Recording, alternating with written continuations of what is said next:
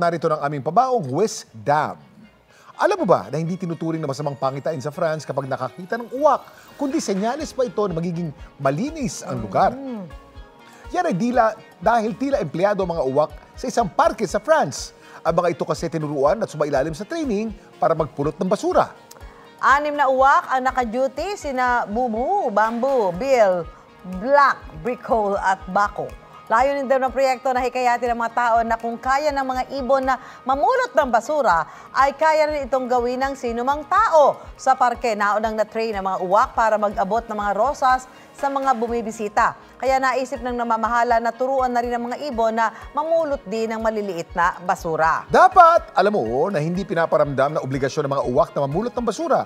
Dahil para lang itong laro sa mga uwak, lalo na't may reward ang ibon kapag mapupulot ang kalat. Matatalino talaga mga uwak, sobra. Oo, matatalino sila. Yan ang dapat, alam mo.